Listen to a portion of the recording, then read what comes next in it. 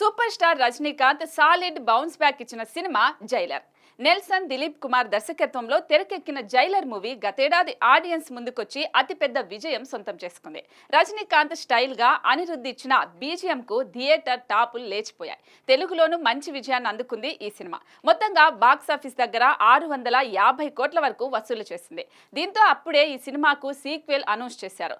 Latest update ప్రకారం Jailer 2కి రంగం సిద్ధం చేస్తున్నట్టుగా తెలుస్తుంది.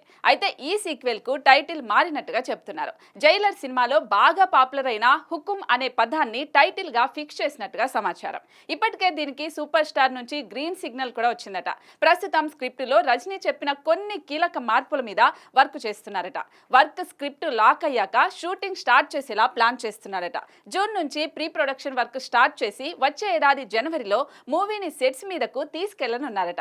త్వరలోనే లోకేష్ కనకరాజ్ దర్శకత్వంలో 171వ సినిమా షూటింగ్ స్టార్ట్ చేయనున్నారు రజనీకాంత్. ఈ సినిమా అయిపోగానే జైలర్ సీక్వెల్ గా రానున్న హుకుం ని మొదలు పెట్టనున్నారు. ఈ సినిమా జైలర్ ని మించేలా మరింత గ్రాండియర్ ఉంటుందని తెలుస్తోంది. మరి ఈసారి సూపర్ స్టార్ ఎలాంటి సెన్సేషన్ క్రియేట్ చేస్తాడో చూడాలి.